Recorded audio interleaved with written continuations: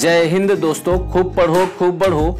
ऐसे नंबर्स जिनका unit digit इकाई अंक 5 हो, हमें मालूम है वो संख्याएं, वो नंबर्स जैसे 5, 15, 25, 35, 45, 55 और इसी तरह के वो सारे नंबर्स जिनका यूनिट डिजिट 5 हो, उनका स्क्वायर फाइंड करना आज हम सीखेंगे। अब यदि इन संख्याओं का वर्ग ज्ञात करना हो, स्क्वायर फाइंड करना हो, तो इसके लिए करते क्या है, हमारे पास दी गई संख्या में देखिए यूनिट में 5 होगा और इसके पहले जो भी नंबर्स लिखा होगा, हम इस संख्या का स्क्वायर ज्ञात करना चाहते हैं। तो देखिए इसके आंसर को हम दो पार्ट में लिखेंगे, एक होगा राइट पार्ट और एक होगा लेफ्ट पार्ट। तो इस राइट पार्ट में जो ये 5 है यूनिट डिजिट, इसका स्क्वायर इधर लिखेंगे, मिलेगा 25। फिर अब इस लेफ्ट पार्ट में जो दिया गया नंबर होता है, उस नंबर में इस यूनिट डिजिट 5 को छोड़ करके जो इधर संख्या लिखी रहती है, इस संख्या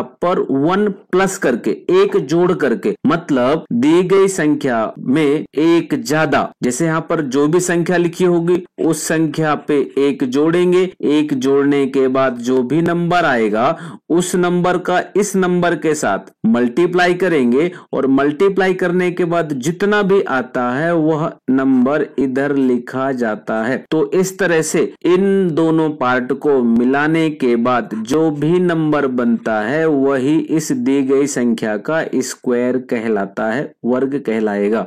अब इसका स्क्वायर ज्ञात करना है, तो स्क्वायर ज्ञात करने के लिए देखिए इसके आंसर को दो पार्ट में लिखेंगे। राइट पार्ट में जो 5 है इसका स्क्वायर लिखेंगे, बनेगा 25। अब इस लेफ्ट पार्ट में जो ये 1 लिखा है इसमें एक जोड़ेंगे, मतलब इस 1 से एक ज्यादा, तो एक से ज्यादा नंबर 2 होता है, इस 2 का इस 1 के साथ मल्टीप्लाई करेंगे, आएगा 2। इस 2 को सेकेंड पार्ट में लिखेंगे, अब इसको मिलाकर लिखेंगे तो नंबर बनेगा 225, यही 15 का स्क्वायर होगा। अब यदि हमारे पास मान लीजिए एग्जाम्पल में नंबर होता 35, अब इसका स्क्वायर फाइंड करना है, तो इसके स्क्वायर फाइंड करने के लिए दो पार्ट बनाएंगे आंसर में। इधर राइट पार्ट में देखिए इस 5 का स्क्वायर लिखेंगे 25 और फिर इस लेफ्ट पार्ट में इस 3 से एक ज्यादा, पहले देखिए 3 से एक ज्यादा होता है 4, इन दोनों का आपस में मल्टीप्लाई करेंगे, आएगा 12। इस 12 को इधर लिखेंगे और इनको मिलाकर लिखेंगे 1225, 1225, यह इसका आंसर